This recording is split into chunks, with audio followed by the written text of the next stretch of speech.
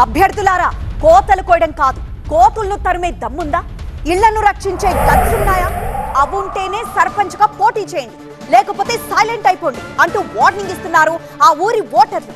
స్థానిక ప్రజా ప్రతినిధి కావాలని కలగంటున్న ఆశావాహులకు ఆ ఊళ్ళో కోతుల గండం ఎదురైంది. కోతుల సమస్య పరిష్కరించిన వాళ్ళనే ఏకగ్రీవంగా ఎన్నుకుంటామంటూ ఆ గ్రామం తీర్మానం చేసింది.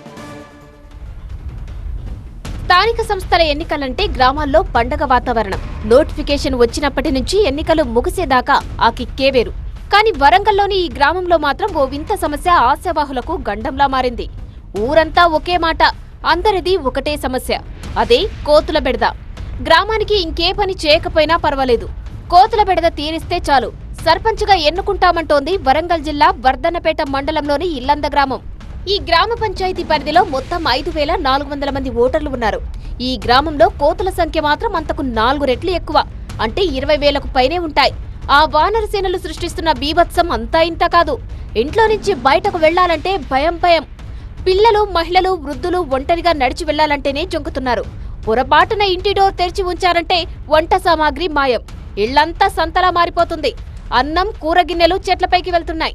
కోతుల బెడద నుండి నిత్యం నరకం అనుభవిస్తున్న ఈ గ్రామస్తులు వాటిని తరిమి కొట్టిన వారికే సర్పంచ్ పదవి అంటూ ప్రకటించారు. ఎంపీటీసీ పదవి కావాలన్నా ఇదే కండిషన్. కోతుల బాధతో ఇబ్బందులు పడుతున్న గ్రామస్తులు స్థానిక ప్రజాప్రతినిధులకు మొరపెట్టుకున్నా ఫలితం లేదు. గతంలో ఎన్నికల సమయంలో కోతుల సమస్య తీరుస్తామంటూ ఓట్లు వేయించుకున్న నేతలు ఆ తర్వాత సరైన శ్రద్ధ పెట్టలేదు. దీంతో కోతుల సంఖ్య 4 రెట్లు పెరిగింది. ఇప్పుడు మరోసారి స్థానిక ఎన్నికలకు సమయం ఆసన్నం కావడంతో ఇదే సరైన అవకాశంగా భావిస్తున్నారు. కోతుల సమస్య తీర్చాల్సిందేనంటూ ఓట్లు అడగడానికి వచ్చే ఆశావాహులకు తెగేసి చెప్తున్నారు. ఓటుకు నోటు వద్దే వద్దు, కొత్త రోడ్లు వేయకపోయినా పర్వాలేదు, గొంతెమ్మ కోరికలు ఏమీ లేవు, కేవలం కోతులను తరమండి చాలు అని అంటోంది ఇల్లంద గ్రామం.